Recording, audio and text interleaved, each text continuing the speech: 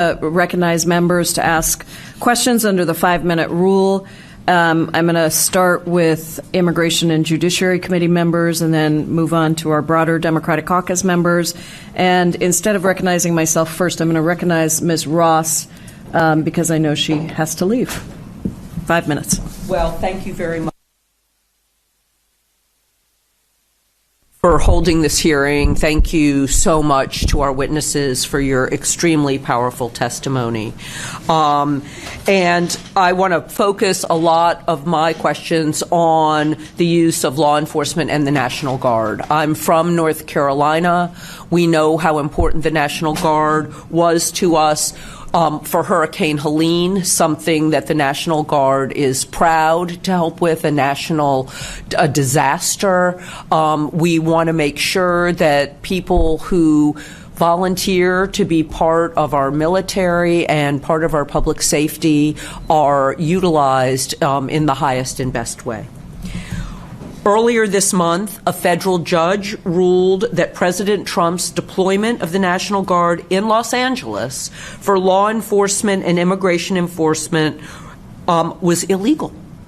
So they were there. It took a lawsuit to make this clear, but it hasn't stopped the president. Ms. Goldbeck, can you discuss the impact of deploying the National Guard to aid in conducting civil immigration enforcement? I know you spent a little time on this, but I want to give you a little bit more time. Thank you so much for the question, Congresswoman. There's a law in this country that has existed for several hundred years, posse comitatus. It prevents the military from doing domestic law enforcement work.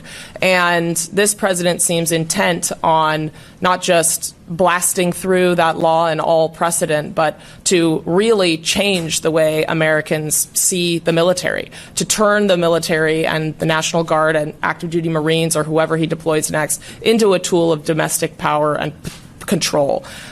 When we see National Guardsmen deployed in our streets for what is not a true emergency, when you have the chief of police of the Los Angeles Police Department, which, by the way, is not a notoriously woke organization, saying that we have the situation in hand, that you are escalating by bringing the National Guard here, by bringing active duty Marines who are not trained to do this type of mission.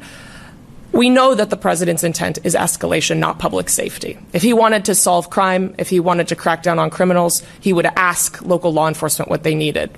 And when they say this is not what we need, this is in fact making the situation worse, it is making our residents feel unsafe, then we should listen. And Americans are listening. Ms. Gupta talked about the fact that that public opinion has really shifted on this issue because people don't feel safe when they see this. And I think it's really important that we remember that our founders drew this line for a reason. And when we erase that line, we look less like America and more like the regimes we fought against.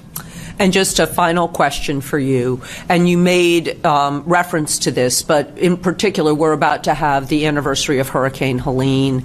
How does deploying the National Guard in this way affect both our military readiness and our ability to deal with natural disasters and the traditional things that we count on our National Guard for? Thank you, Congresswoman. I'm from California, and our National Guard play a huge role in wildfire response. They were very involved in the response to the Los Angeles fires. Across the country, they're involved in disaster response, and we're gearing up for hurricane season and other natural disasters that we can anticipate will occur. And we don't have a bottomless supply of National Guard. Folks think that, they're just there on standby. But for the last 20 years we've been at war, the National Guard have been operationally forward deployed. Most Guards members have served in theater at some point. And these folks have real missions to do, whether it's overseas or at home. So taking them out of their jobs, where many of them serve as local law enforcement or firefighters, sending them here to do what? To pick up trash? I spoke with a member who said, I looked online and they're calling us the National Gardeners. How does that impact morale? How does that impact readiness? And what does it cost to the taxpayer? Well, thank you very much for your testimony and thank you for your service. I yield back.